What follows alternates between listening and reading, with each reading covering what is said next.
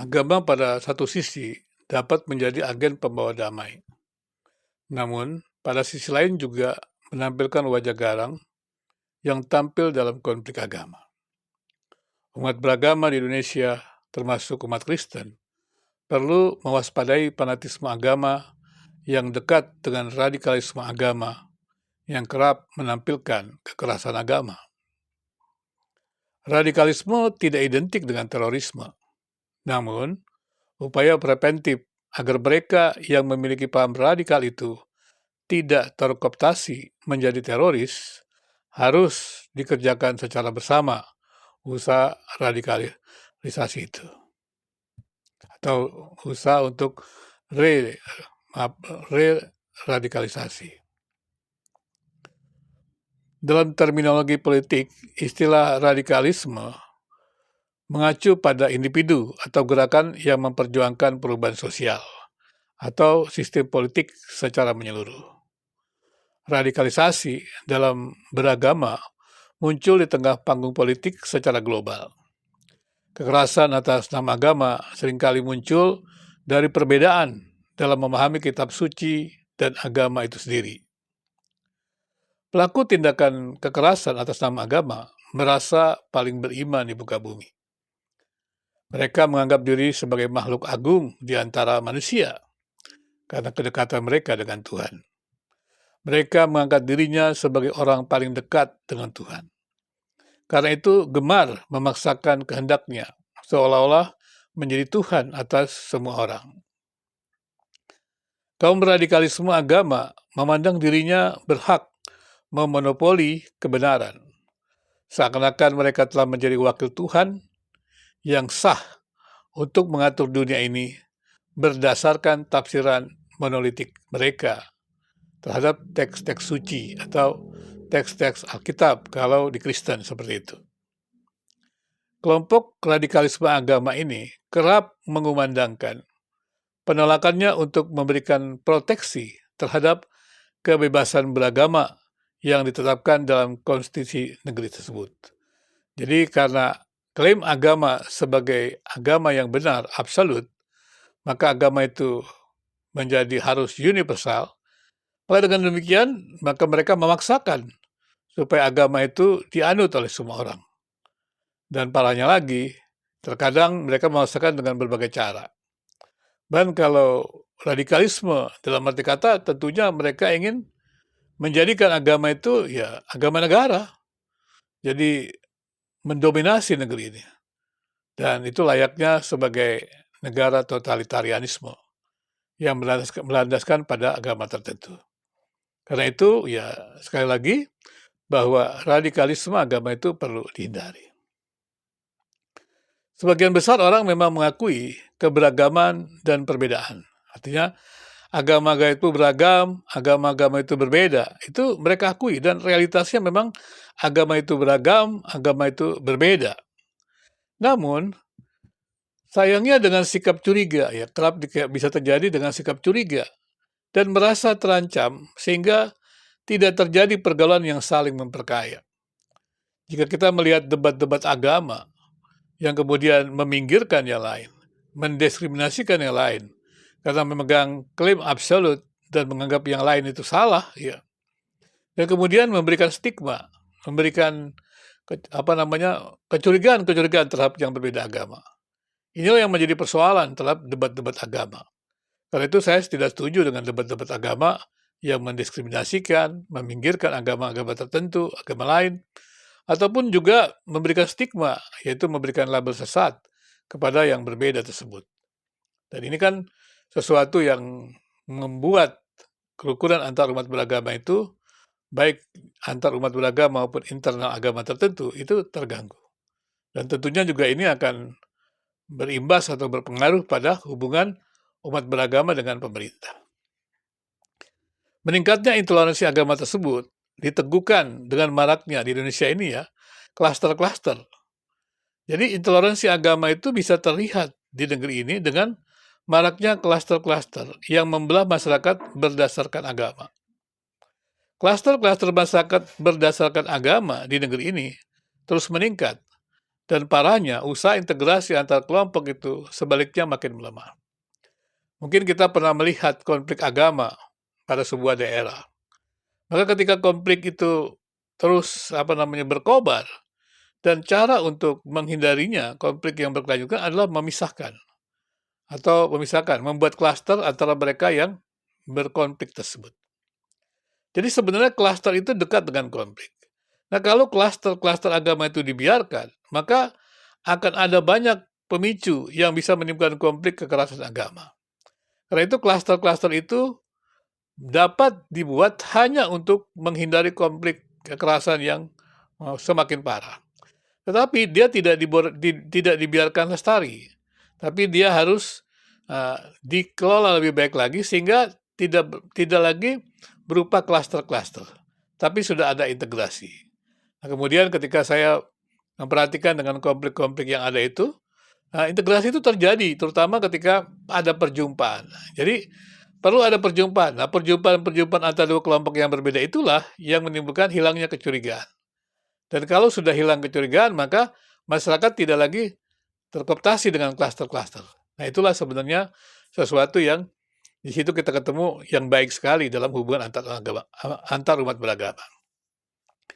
Hubungan antar agama di negeri ini bisa dikatakan sedang bergerak mundur dari hubungan yang bersifat saling memperkaya, kreatif pro-existence, ke level yang lebih rendah, yakni hubungan yang sekadar tidak saling mengganggu.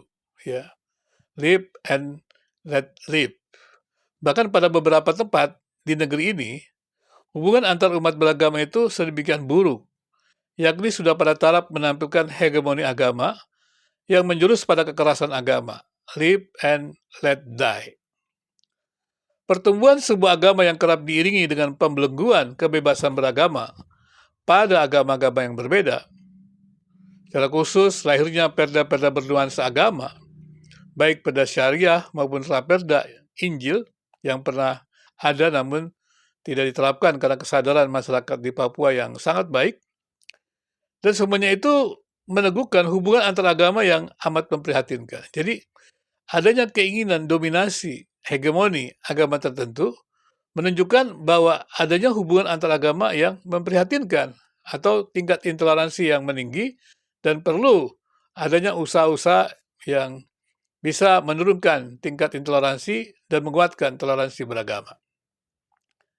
Masyarakat Indonesia yang mulanya hidup saling memperhatikan dan saling mempercayai bergerak mundur menjadi hubungan yang penuh kecurigaan dan perasaan terancam.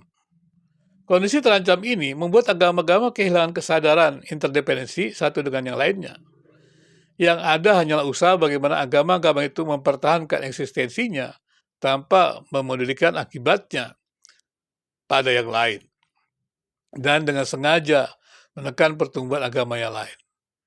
Pelarangan latihan-latihan Natal di berbagai tempat, pelarangan ibadah Natal, pelarangan ibadah keluarga, menunjukkan adanya intoleransi yang tinggi.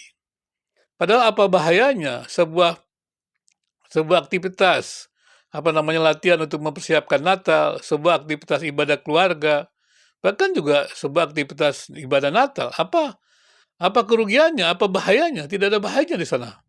Karena di sana kan menghadirkan kedamaian dan juga masalah ketertiban kan bisa diatur. Radikalisme dan fanatisme agama yang semakin subur di negeri ini ternyata berdampak buruk terhadap kerukunan antar umat beragama yang lama bersemayam di negeri ini. Deradikalisasi agama menjadi persoalan penting yang harus dikerjakan dengan serius. Ya, jadi deradikalisasi harus dikerjakan dengan serius. Jika memang kita ingin melihat agama-agama di negeri ini terus menebarkan wajah perdamaian. Di satu sisi, secara unik dan inheren, agama hadir dengan berbagai sifat eksklusif, partikularis, dan primordial.